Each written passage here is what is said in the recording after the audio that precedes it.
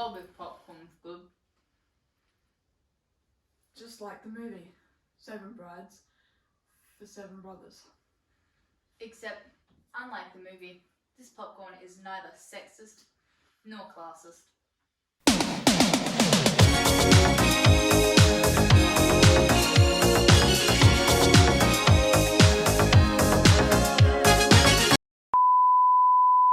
Back during the 1850s, this wasn't an unfamiliar sight.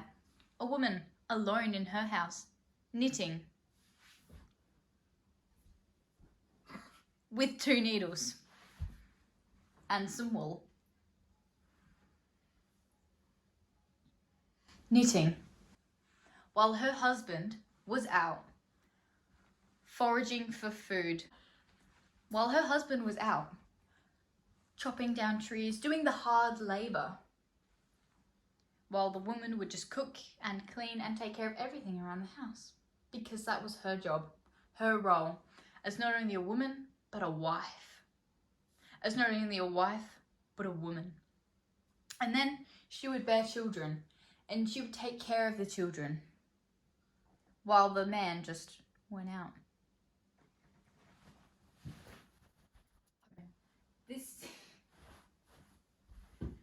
This scene is also prominent throughout the movie 7 Brides for 7 Brothers, that which we will be discussing and analysing today. Hi, I'm Kayla.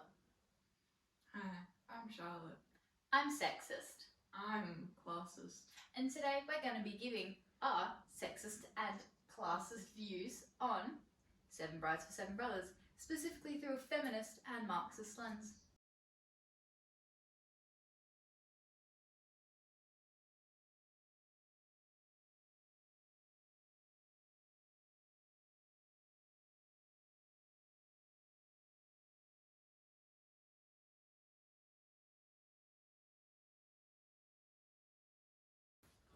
Made in 1954 but set during the 1850s, this movie does showcase lots of outdated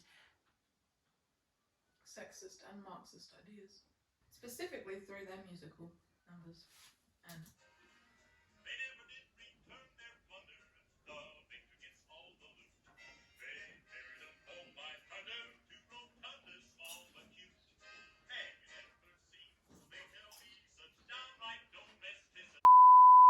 The Sovereign Women song is a plain example of sexism.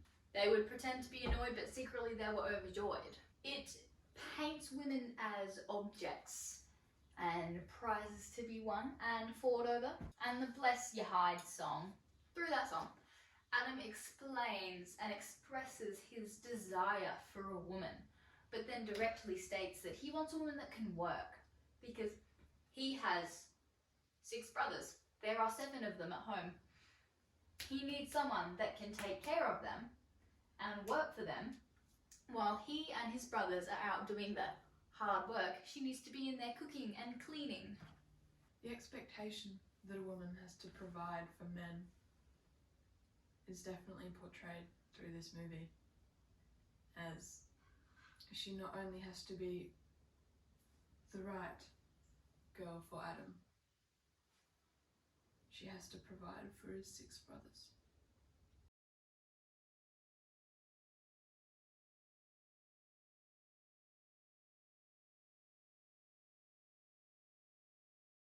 But not only that, she has to fit a certain expectation in regards to her appearance.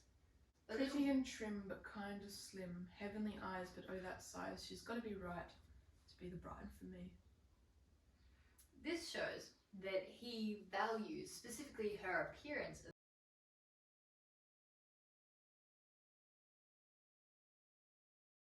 These are very, very outdated and harmful stereotypes and expectations.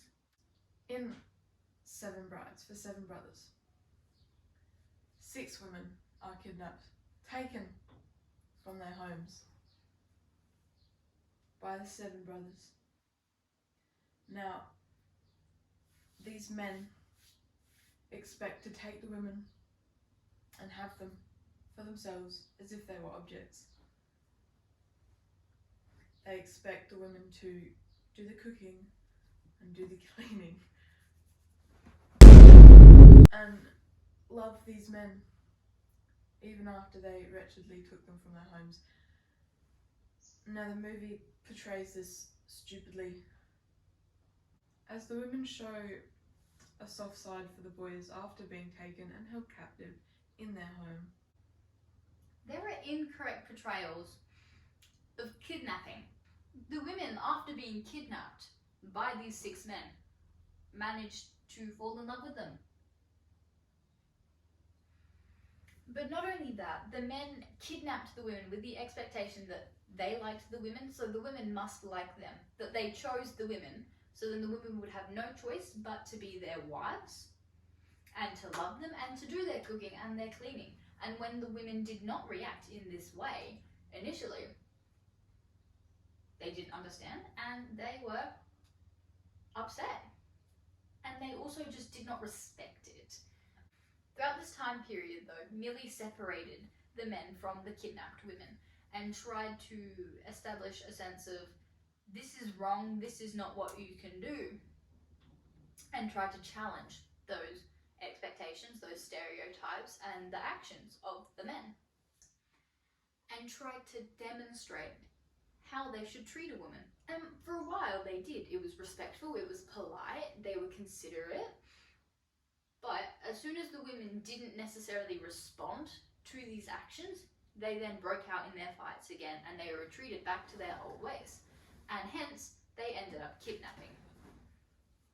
No one likes a kidnapper.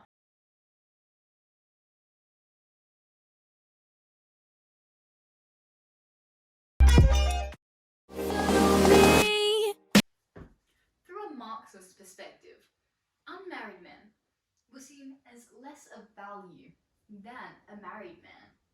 This can also tie into a sexist and feminist perspective, that women were objects of worth, but only towards a man's reputation and his own worth too.